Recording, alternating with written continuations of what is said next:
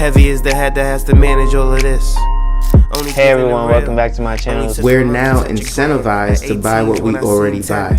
Fumbling through college had me building. I also got something done on the other side. And that was right around, I would say, May, maybe, right before renewing the lease for this property. Welcome to the channel, Martha. Thank you for having me here.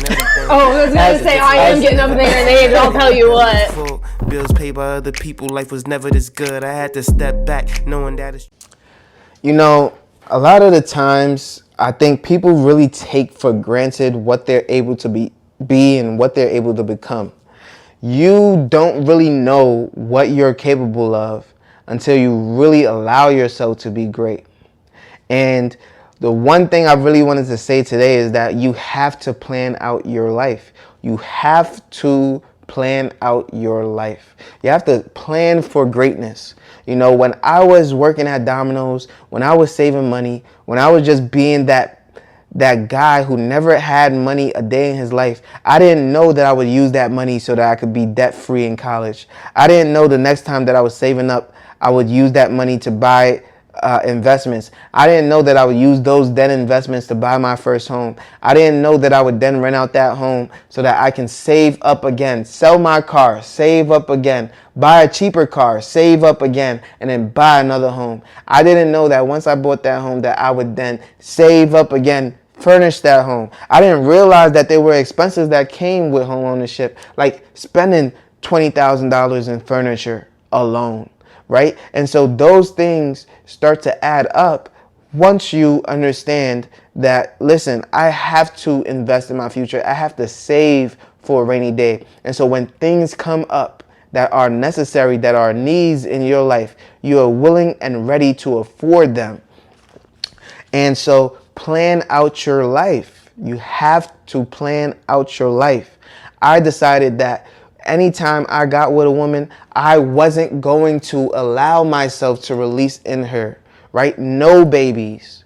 And because I had no babies, what did that allow me to do? That allowed me to be a single man. That allowed me to live a little bit more freely. That allowed me to think about myself. That allowed me to be selfish. And because I was selfish, I didn't spend as much. I didn't go out and do things that I didn't want to do. I enjoyed myself. I enjoyed my time. I went where I wanted to go. I saved what I wanted to save. I didn't spend money that I didn't want to spend. And because of that, I had money when others didn't. Yes, women wanted to get into my pockets. Yes, my friends wanted to get into my pockets. They wanted me to spend money. They wanted me to do things. They wanted me to travel here. They wanted me to go here. I said no when I wanted to say no. And it only feels good when you have the money. It never feels good when you don't have the money. When you say no when you're really broke, whew, worst feeling in the world. But when you say no and you actually got some bread, when you actually got a whole loaf, oh, life is good. Life is good. So no babies, again, no diseases, right? We're strapping up. We're using protection. We're getting people tested. Whether you're a man or a woman, these are things that are very imperative. You want to live a long life. That's why you're investing for your future. And so if you want to not be cautious, if you think that your life is not worth being cautious, then I mean, that's on you. But as for me, I'm going to wrap it all the way up. I'm going to make sure that this is not the end, because listen, you won't be the death of me. I'll tell you that much. All right. You have to have a future outlook. You see, I didn't know what that money was going to be used for when I started saving it. But when a good investment, when a good plan came on board, I was on board for it. I didn't know I was going to invest in Series I bonds. But when they told me the max that I can invest is $10,000, guess what? I put $10,000 in there. That thing was at 9.7% interest rates. And I said, listen, I need to get a hold of that. But did I want to continue that? Did I want to put another 10 grand the next year? No, that wasn't for me to continue to do.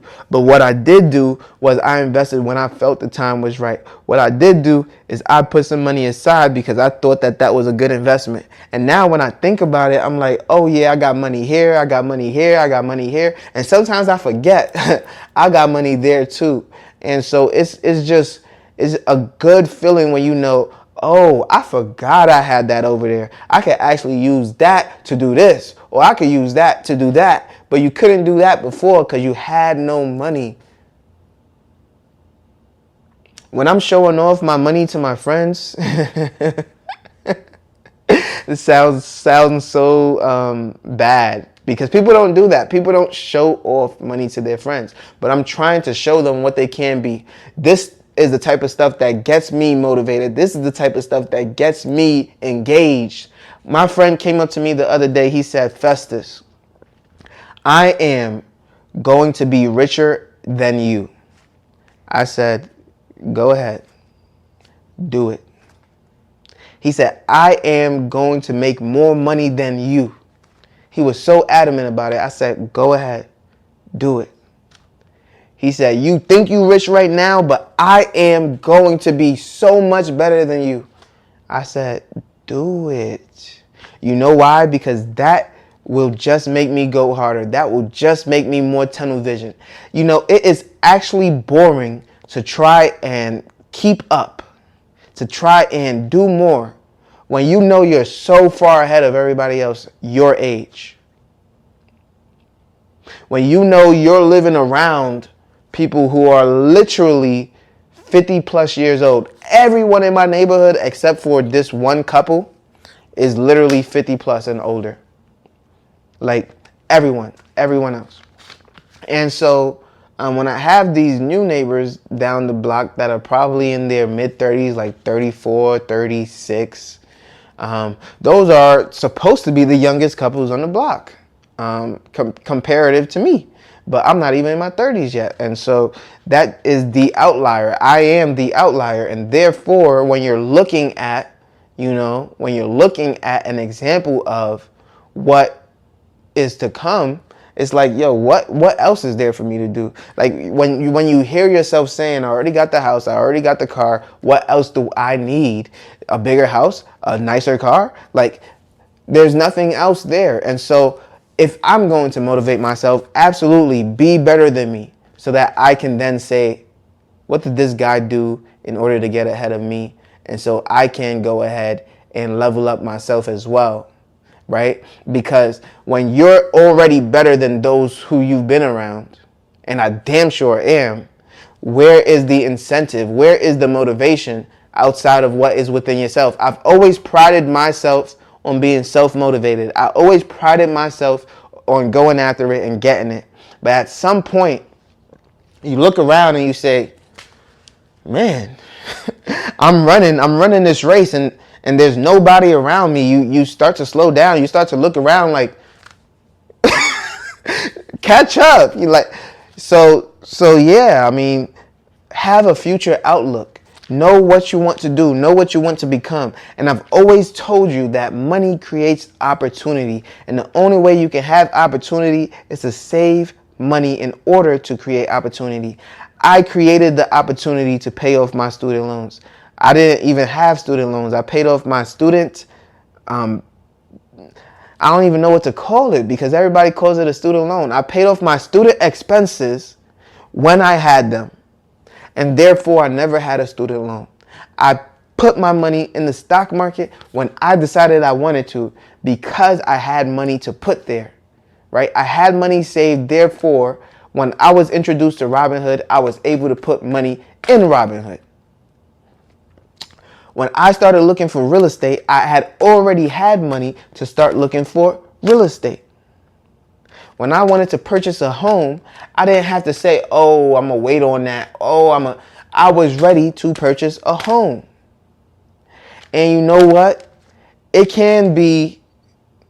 may come off as cocky sometimes with some of the stuff I say, but also understand that when you're 21 years old and you're looking for a home, how many people actually believe that you can afford the home? I had a younger dude my age who told me, oh, you need a pre-approval. Oh, you need a pre-approval. Oh, you need a pre-approval. Every step of the way. But when I finally got a real estate agent who understood my situation, who saw the money, who saw my stock market account, who knew I was good to go, I didn't need a pre-approval then. He showed me every single house I wanted before I had the pre-approval. And then when I finally said I wanted something, I got the pre-approval and we got the home. He didn't need that pre-approval right away, did he? All right. So there was people who doubted my ability to purchase a home. There were people who doubted my ability to finance a property. There were people who doubted my ability to just be financially smart, independent, and able to do what it is that I'm supposed to do. But, you know, what a lot of the times you'll have to prove yourself, right? You have to prove yourself to the bank. You have to be qualified. You have to pre-qualify for that loan before you can get it. You have to prove yourself to your real estate agent that it's worth it to take you out on this wild goose chase for you to then go ahead and buy this property. You have to prove yourself to these ladies that it's worth even sleeping with you in the first place. You have to prove yourself to yourself that it's worth you not going out there raw dog and catching something, some sort of disease. And then you have to believe in yourself that, listen, if he can do it, why can't I? And that's going to take me into another topic and where I talk about why I only look at millionaires in terms of success, because I'm looking to do what they have already done. I'm looking to do what has been shown in history to work. And therefore, if I can do that, I can duplicate that success and I can be just as successful. And so, you know, you have to take it. Again, money is opportunity. Saving money creates opportunity. Without saving money, you can't invest in opportunity. You can't invest in the stock market. You can't invest in real estate. You can't invest in Series I bonds. You can't invest in your future business. You can't invest in yourself, right? So again, it all starts with saving money. It all starts with creating a budget. It all starts with limiting expenses so that you can then get ahead, you can save money, and then you can create opportunities. And when opportunities arise, you can take advantage of those. And that's what I've done for almost half a decade, which has allowed me to be in the position that I am today, which has allowed me to achieve the financial freedom that I've so desperately wanted, which has allowed me to now be my most true and authentic self, which I've never really deviated from, but now I just feel like I can literally be that. There's no burden on my shoulders, and I am just able to fly wherever I so choose. But if you like this video, make sure you leave a like, comment, and subscribe to the channel. Let me know what you would like to hear next.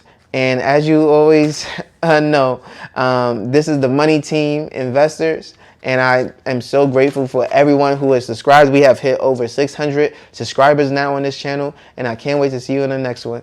Peace.